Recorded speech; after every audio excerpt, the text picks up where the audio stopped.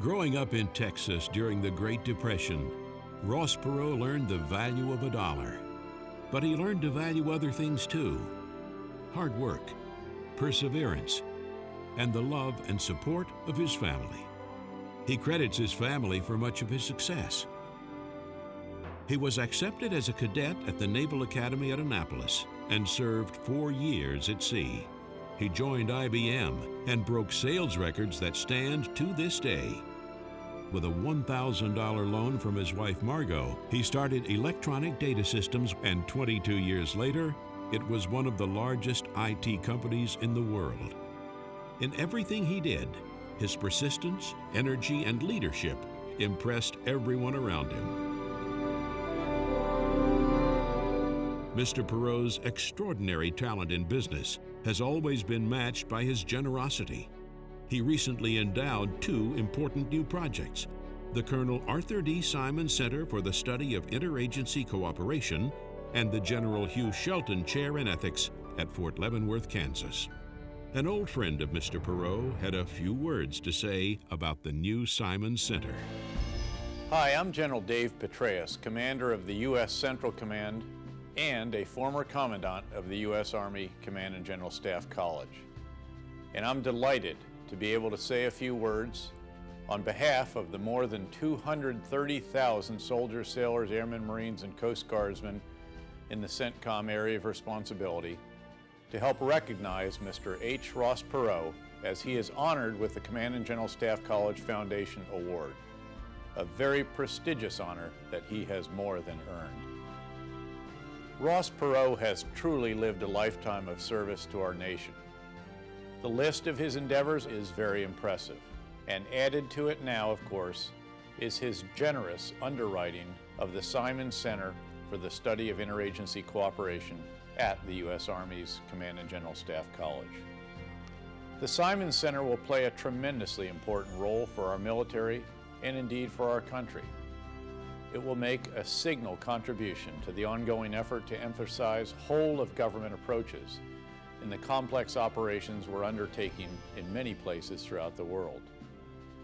Indeed, the activities of the Simon Center will underscore, for those it touches, the imperative of the various government agencies involved in our national security undertakings, unifying their efforts and working in concert with one another. Today's challenging missions, among them the comprehensive counterinsurgency campaigns we're conducting in Iraq and Afghanistan, demand that we proceed in a whole-of-government manner. And the Simon Center will not only echo that requirement, it will also help to educate future generations of those, civilian as well as military, who will carry out our nation's policies around the world. It's a tribute to you, Mr. Perot, that you have declined to have this important center named after you. And it is clear that you have once again made a difference in the lives of others and in the capabilities of an important institution. Thank you for all that you have done for our nation over the years. Thank you for your continued support of our troopers and their families. And thank you for providing the wherewithal to establish this great new center. Congratulations again. Go Navy, and Godspeed. Mr. Perot, it is a privilege for me to be a part of this celebration honoring your commitment and patriotism to our nation, its people, and its armed forces. You have truly earned the respect of those that serve in uniform, symbolized today by this Distinguished Leadership Award. As you know, I am currently commanding the NATO training mission here in Afghanistan. Our organization is committed to supporting the nation of Afghanistan as it develops professional security forces to protect the Afghan people. It is fitting to talk about a Distinguished Leader Award because in the past 5 months here, it has become starkly apparent that the key to success in building the Afghan national security forces is quality leadership. By developing servant leaders dedicated to their nation and their soldiers, Afghanistan will have the ability to build enduring national security institutions and provide capable and competent forces for its security. In addition to being an effective leader, leader development is one of your keys to success. You consistently recognized the needs of the nation and the armed forces, and work to serve those needs. You are a leader whose candor and conviction are an example to many, in and out of uniform. From all of us at the NATO training mission in Afghanistan, thank you for your selfless service to our nation and our armed forces, and congratulations on receiving the Distinguished Leadership Award. It is well deserved. Ross Perot has always had a strong connection to the military. During the Vietnam War, he fought bravely to improve conditions for POWs, and many of his employees are ex-military. He values their courage, resolve, and sense of duty. Mr. Perot's leadership includes a powerful loyalty to the people he leads. In 1979, 2 of his EDS employees were taken hostage during the Iranian Revolution. Perot put together a rescue team, went to Iran himself, and orchestrated their escape. Ross Perot is a man of action, and he inspires those around him. Good evening, ladies and gentlemen. My name is Mark Jones. I'm better known as Ranger Jones. It is my distinct honor and privilege to be with you tonight in order to recognize Mr. Ross Perot. Mr. Perot, I had the distinct pleasure to actually meet you in 1995. I remember distinctly while working for General Shelton, as he was the chairman of the Joint Chief of Staff, when the phone would ring, it would be probably 2 people that I would recognize. But sir, when you would call, it was Mr. Perot, sir, and that was coming from General Shelton. So I knew that I was in high cotton when you called, sir. Sir, the things that you have done at CGSC and your gracious gift is going to help so many of our troops. You have tapped into the next leaders of tomorrow, the next Hugh Shelton, the next General Powell, the next General Petraeus, the next Sergeant Major of the Army, Preston. Sir, as you know, my motto is, keep living the dream. And I can't live the dream without a dream. And my dream, sir, is to one day be just like you. And all that you continue to do in your stealth mode for so many of us around the world and in our military today, I greatly appreciate it, and so many of us do. I've been working on my dialect, sir, so that the next time I come to Texas, I can take you out and get that barbecue. So, in all seriousness, sir, thank you for what you continue to do, all that you've done, and the so many lives and families that you have touched. I greatly appreciate it, sir. The soldiers appreciate it. Have a wonderful evening. God bless you. Ross Perot is considered one of the founders of the IT industry. His current company, Dell Perot Systems, is one of the world's most successful technology companies. As Mr. Perot's success grew, so did his philanthropy, especially for men and women in uniform.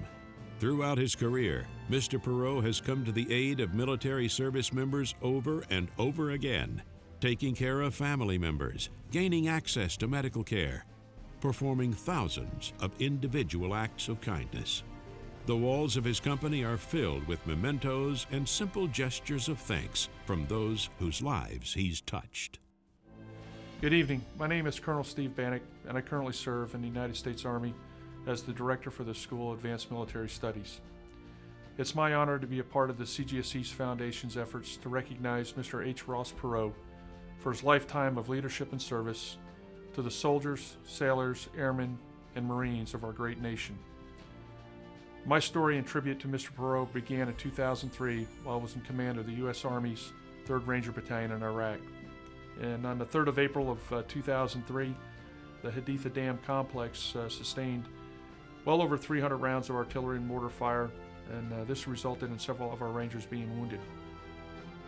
And I remember receiving a call on the radio that we had a Ranger down, and it required immediate medical evacuation. Specialist Jeremy Felbush, who enlisted in the United States Army shortly after graduating from the University of Pittsburgh, was that Ranger. Later we learned that an artillery fragment was lodged in the frontal lobe of Jeremy's brain, and this would result in him being blind for the rest of his life. Jeremy Felbush was evacuated from Iraq and eventually arrived in Brooke Army Medical Center in San Antonio, Texas. After redeploying nearly 2 months later, I visited Jeremy with other members of our command. I had the opportunity to meet Jeremy's mother, Charlene, and his father, Brace. Understandably, both of them were distraught and were trying to make sense of an indescribable situation. They were searching for the answers. And why did this happen to our son? What are we going to do? And how are we going to continue our lives? And what type of life will our son lead? I had the same questions, but I had none of the answers. And for the first time in my life, I realized how fragile life was, and I was powerless to help in this situation. We left Jeremy and his parents at Brooke Army Medical Center after spending 2 days with them, and returned to Fort Benning, Georgia, where the unit was stationed. I knew I needed to do something for the Feldbush family, and doing nothing was not an option. After all, I was Jeremy's commander, and I was ultimately responsible for his well-being. I recalled how over many years I had heard stories about how Mr. Perot had helped special operations soldiers who had been wounded in combat. I didn't know whether any of these stories were true, but I was determined to find out. So I got Mr. Perot's phone number, and I called him. I told him Jeremy's story, and I told him that we needed his help. I didn't know Mr. Perot, and he didn't know me.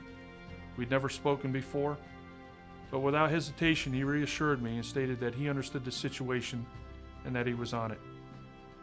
Within 24 hours, the Feldbush family received a call from Mr. Perot, and shortly thereafter, Mr. Perot sent his private jet to escort Jeremy and his parents to Dallas, and then later to Boston to see the very best doctors in the world.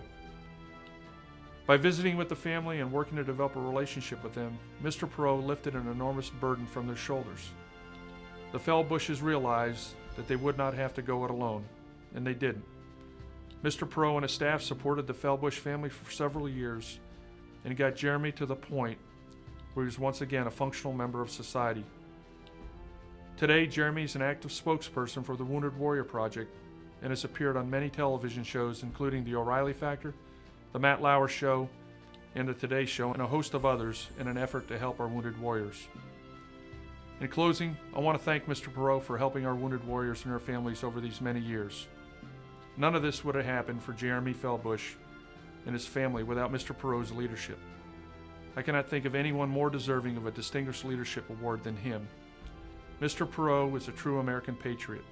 He's the epitome of servant leadership, and he's helped countless people in our great nation. Our nation owes him a great debt of gratitude. And ladies and gentlemen, thank you for this opportunity, and good night. Good evening, Ross.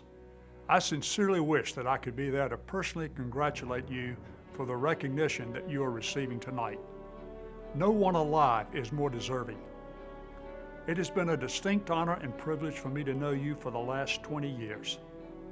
As you know, I could recount story after story of the great things you have done and continue to do for the men and women of our armed forces and for our veterans. Hiring and funding your own research team to find the genesis of the Gulf War syndrome, which finally forced the Department of Defense to acknowledge its existence.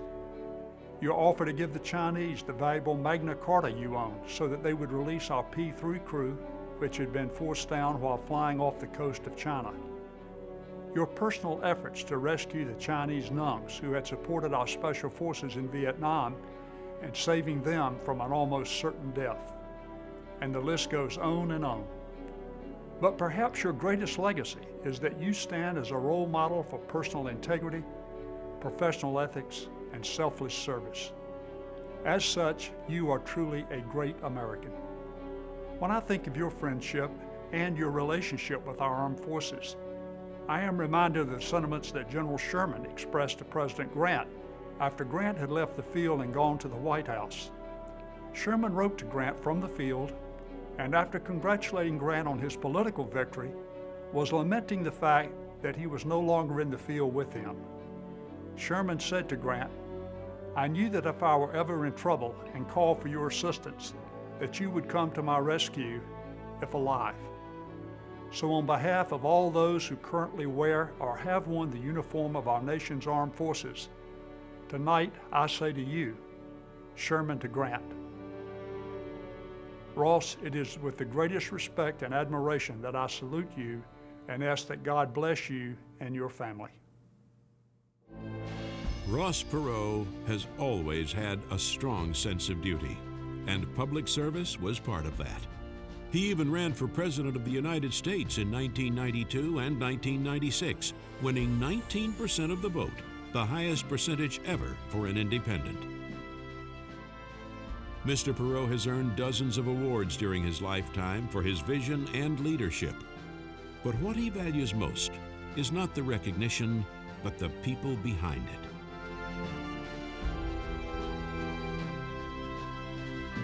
Hard work, perseverance, family. These principles have made Ross Perot a truly extraordinary leader. The Command and General Staff College Foundation is pleased today to present Mr. Perot with our highest honor, the Distinguished Leadership Award for 2010.